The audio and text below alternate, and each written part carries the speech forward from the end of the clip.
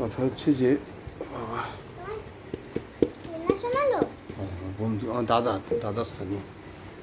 এবার জ্যোতিষবিদ্যাটা হচ্ছে প্রাচ্যের বিদ্যা, বুঝেছ? জ্যোতিষবিদ্যাটা প্রাচ্যের বিদ্যা। হ্যাঁ,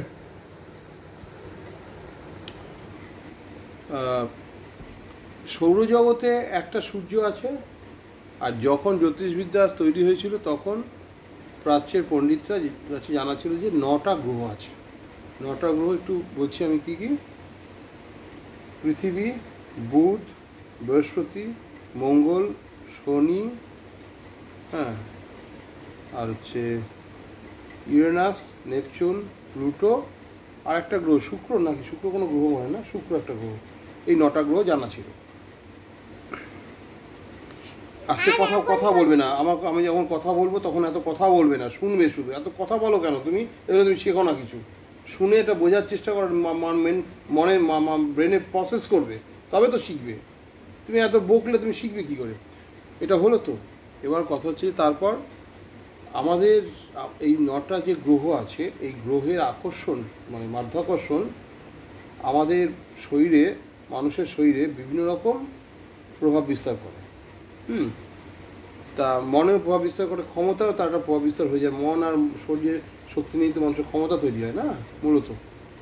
মানুষ যখন জন্মগ্রহণ করে, গর্ভে যখন ভ্রূণ ডেভেলপ করতে থাকে, তখনই এই 9টা গ্রহের আকর্ষণ, তো মাধ্যাকর্ষণ আছে, আর ভ্রূণটা কি, সেটা একটা পদার্থ, তার সঙ্গে প্রত্যেকটা গ্রহ আকর্ষণ করছে তাকে। এই বিভিন্ন আকর্ষণের ফলে আরেকটা আছে কেতু রাহু বলে একটা ব্যাপার আছে, ওটা ঠিক জানি নাকি। তা এই বিভিন্ন গ্রহের আকর্ষণের ফলে তার মধ্যে বিভিন্ন ক্রিয়া বিক্রিয়াগুলো নির্দিষ্ট ধারায় বয়। তার জন্য মানুষের বিভিন্ন মানসিক গঠন, তার ক্ষমতা বিভিন্ন রকম হয়। এখান থেকেই সব সূত্রপাত জ্যোতিষশাস্ত্রের। কেউ রাশি তৈরি, রাশি, আর শোন না, আরো চঞ্চল হচ্ছিস কেন অত? রাশি, লগ্ন, এইসব জিনিসগুলো, যোগ, এখান থেকেই শুরু মানে মানুষ বের করেছে। তা কারো যদি মাঙ্গলিক থাকে, আমার কথাটা বলবে না এখন, বা কারোর কথা কেন বলবে না, কার মাঙ্গলিক এখন বলবে না। পাবলিক কথা বলছি তো, পাবলিক যাচ্ছে এই জিনিসটা। কারো যদি মাঙ্গলিক থাকে, তার মানে হচ্ছে, আমি গুগলে পড়ে দেখেছি যে মাঙ্গলিক বিষয়টা হচ্ছে ভ্রূণ যখন মাতৃগর্ভে থাকে তখন মঙ্গল গ্রহের আকর্ষণের প্রভাবটা তার মধ্যে বেশি ছিল দেখা যাবে। সে যে জায়গায় অবস্থান করছে সেখান থেকে মঙ্গল গ্রহ যেখানে আছে মহাবিশ্বে তাকায় দিকে, সেখান থেকে আকর্ষণটা বেশি প্রভাব বিস্তার করছে অন্যান্য গ্রহের থেকে। সেজন্য তার মধ্যে মাঙ্গলিকতা চলে আসছে, মাঙ্গলিক ব্যাপারটা চলে আসছে। এটা খুব সহজ ভাষায় বললাম, এর ভিতরে আরও অনেক কিছু থাকতে পারে। আর এর হচ্ছে মূল বিষয়। আর এই জন্য পুষ্টি বিচার করার সময় যে এইসব মাঙ্গলিক রাশি গণ বিভিন্ন রকম তার ভবিষ্যৎ সব বলে দেয়, তো পুষ্টি বিচার করে। পুষ্টি বিচার করার সময় কয়েকটা জিনিস লাগে। এক হচ্ছে জন্ম সময়, জন্মস্থান, জন্ম তারিখ, এই কথা। মানে ওই সময় ওই দিনে গ্রহগুলো অবস্থান কী ছিল জেনে নেবে জ্যোতিষী।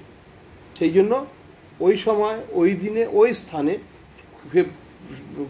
সাপেক্ষে 9টা গ্রহ কী পজিশনে ছিল, সে অনুযায়ী তার সব কিছু ঠিক হবে। মানে তার জন্ম সময় তো ওইটা, সেই সব কিছু ঠিক হয় যে সে কী করে কী হবে। অ্যাকচুয়ালি এইটা জন্মের সময় করে ঠিকই, কিন্তু জন্মের সময় হওয়ার কথা কি, কারণ জিনিসটার প্রসেস হচ্ছে তো আগে থেকেই না, সেই প্রভাব তো আগে থেকেই হচ্ছে, সে ঘরে যাচ্ছে বাইরে যাচ্ছে, সে যাই জ্যোতিষবিদ্যা এরকম করে করে। বুঝতে পেরেছ? হচ্ছে বিষয় বুঝে গেল? তা বুঝিয়ে দিলাম। জ্যোতিষী না হয় জ্যোতিষশাস্ত্র কি একটু জিনিসটা দিয়ে দিলাম, তাই তো? ঠিক আছে, রাখছি। আপনাদের কেমন লাগলো আপনারা জানাবেন। আমি এখানে আমি ভালো থাকবেন, এসে